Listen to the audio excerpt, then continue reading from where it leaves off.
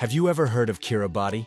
And just a hint, we're not talking about some Asian culinary dish with a complicated name. Well, for those who don't know, Kiribati is a small country in Oceania, full of natural and cultural riches and unique curiosities. And there are plenty of examples of curiosities, don't you think? Don't believe me?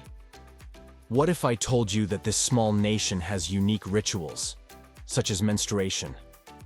What if I told you that here there is also a ritual in which women have to prove their virginity to the whole family and wedding guests? What if, on top of everything else, I told you that the whole country is at risk of extinction within the next 10 years? You'll find out that and much more in this video. And if you're not already subscribed to the channel, don't forget to subscribe and turn on notifications. It costs nothing, and you're supporting the channel to keep bringing you incredible content. Kiribati, in the middle of the Pacific Ocean, is a country that stands out not only for being small and isolated, but also for its geography, which makes it unique.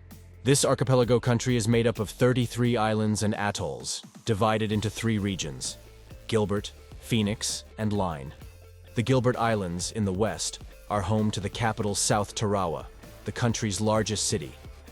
In the middle are the Phoenix Islands, full of empty islets, and in the east are the Line Islands, with the highlight being Kiribati, the largest atoll in the world and the country's largest island. In Kiribati, they speak English and Gilbertese, and if you ever go there for a little shopping, the official currency is the Australian dollar.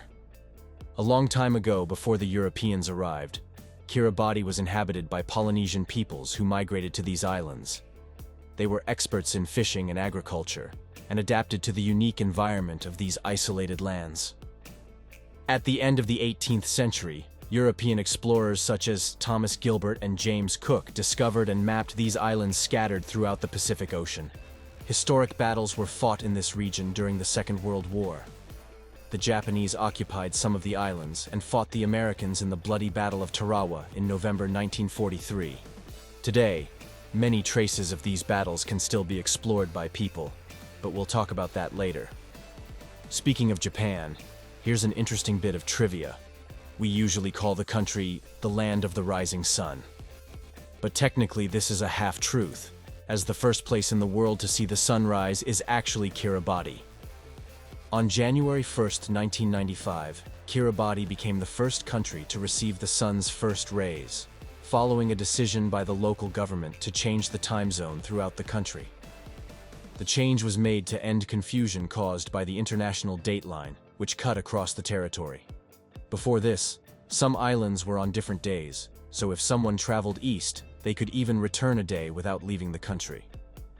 This change also led to Caroline Island, Kiribati's easternmost, being proclaimed the first piece of land to receive the first rays of the sun in the new millennium, on January 1st, 2000. As a result, it was renamed Millennium Island. Another dark chapter in the region's history occurred shortly after the Second World War, when it was used as a nuclear test site.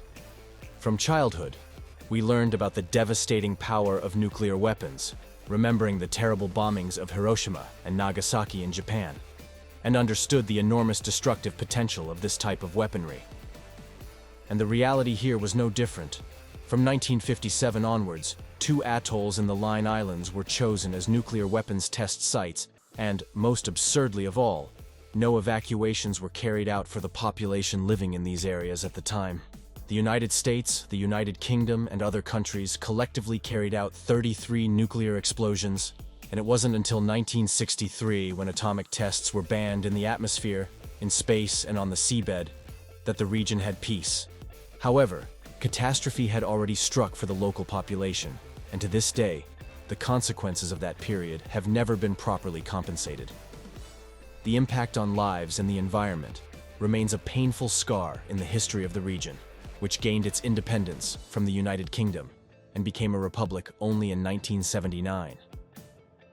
Since then, the country has faced significant challenges due to the precariousness of its economy, but also to climatic and environmental conditions. This small country shares the same problems as many developing nations, such as difficulties in supplying water, food, and services to its inhabitants. Due to the lack of natural resources, Kiribati is one of the poorest countries in the Pacific. Land is limited, the soil is often infertile, and agriculture is mainly limited to subsistence production. The modest size of the islands, their remoteness, and their dispersal over a large area of the Pacific Ocean also contribute to the lack of economic development. The main source of income is the issuing of licenses to distant fishing nations such as Japan, South Korea, Taiwan, and the United States, which are attracted by the large resources of skipjack and yellowfin tuna, available in Kiribati's huge exclusive economic zone. Copra, which is the dried pulp of the coconut, live fish and seaweed are the main export products, but even so, this nation depends almost entirely on foreign aid from Japan, the United Kingdom, Australia, and New Zealand for its development budget. Another source of the country's economy is tourism, which accounts for 20% of its GDP, but is little exploited. In fact, this archipelago is one of the least visited countries in the world. And frankly, it shouldn't be ignored because the place is simply wonderful. White sandy beaches, squeezed between crystal-clear lagoons and a turquoise sea, dominate Kiribati's landscape. Diving is the most popular activity in the country, thanks to the incredible marine life and the abundance of corals, as well as being a sanctuary for birds.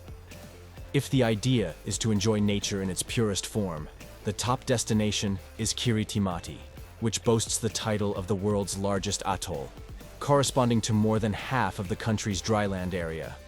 Curiously, the island is sparsely populated, but that description applies more to humans, as the seabird colonies are among the most important in the South Pacific. On Kiribati, you can find several species of boobies, frigate birds, swallows, and other groups of birds, making the island a true paradise for birdwatchers. Kiribati's culture is marked by respect for elders and traditions passed down from generation to generation. In local schools, traditional dances and handicrafts are taught, while the elders share their valuable knowledge with the younger generations. The Kiribati government also plays a key role in protecting sacred sites and promoting cultural tourism, ensuring that the country's traditions remain vibrant for future generations. Among the traditions worth mentioning, two peculiar rituals stand out: the menstruation ritual and the red cloth celebration, each representing unique aspects of Kiribati's rich culture. And yes, you heard correctly, there is a ritual for the first menstruation. For a young Kiribati woman, the arrival of her first period is a milestone that symbolizes the transition from childhood to adulthood. This moment is celebrated through a traditional ritual, where the young woman undergoes 3 days of self-sacrifice. During this period, she is guided by an older and respected relative, who instructs her on the duties and responsibilities that will come with maturity. Meals during these days are scarce, consisting mainly of dried foods such as pandanus and coconut, and occasionally water or coconut juice. At the end of the 3 days, the young woman takes part in a symbolic meal with an older male member of the community, officially marking her entry into adulthood. To celebrate this important milestone in her life, the girl's parents organize a party which brings the community together in a ritual designed to introduce her to the local male community, symbolizing her transition to adulthood. The second tradition that stands out is the red cloth ceremony, a testing moment for newlyweds in this country. Although many cultures value virgin brides, few are as fervent as Kiribati. Virginity tests are no longer universal, but they are still common on wedding nights in this archipelago. A bride who proves her virginity is honored throughout the island. The one who can't faces the risk of immediate divorce and rejection by her family. On their wedding night, the newlyweds lie down on a large white cloth. Minutes later, the women of the groom's family examine the cloth. If there are bloodstains and no suspicions, the groom's family throws the cloth among the bride's family, who celebrate. The bride's parents, to proclaim their daughter's virtue, take the stained cloth on a red cloth ceremony around the island, sharing the news with distant relatives. The joy of virtue is proportional to the sadness when an immaculate cloth is returned. If there are suspicions, an investigation led by the groom's family begins. The bride may be examined, her clothes inspected. If it is concluded that she was not a virgin, the consequences vary, from divorce to violent punishment. Sometimes, an early confession can avoid humiliation. 3 days before the wedding, the family gathers for preparations, including respected elders who question the bride about her virginity. If she confesses before the red cloth ceremony, the pressure can ease. If the loss of virginity was with her future husband, the family can orchestrate the ceremony. If it was with someone else, the couple can opt for a civil marriage if the groom's family accepts. Unbelievable, isn't it? The natural and cultural beauty of Kiribati is contrasted by the dramatic scenario experienced by the population, which faces the imminent threat of rising ocean levels. Experts warn that much of the country's territory could be submerged in the coming decades, leading Kiribati to a worrying fate: extinction. The country is often highlighted as the most vulnerable to rising sea levels, a direct impact of global warming. The forecast is grim, and many experts agree that this group of islands will be one of the first to be completely submerged, even earning the nickname Future Atlantis. The effects of this threat are already visible in various parts of the territory. Coastal villages on several islands have had to be evacuated in recent years, resulting in people moving inland to islands and atolls. This has also caused an increase in population in some areas of the country. Exemplifying this sad reality, in 1999, 2 uninhabited islands in Kiribati, Tebua Tarawa and Abanuea, disappeared underwater. The impact is so severe that many islands are expected to be swallowed up by the ocean within 10 or 15 years, leaving more than 100,000 people homeless. Kiribati faces not only current challenges, but an existential threat that requires global attention. The uncertain future of Kiribati's inhabitants raises an important question.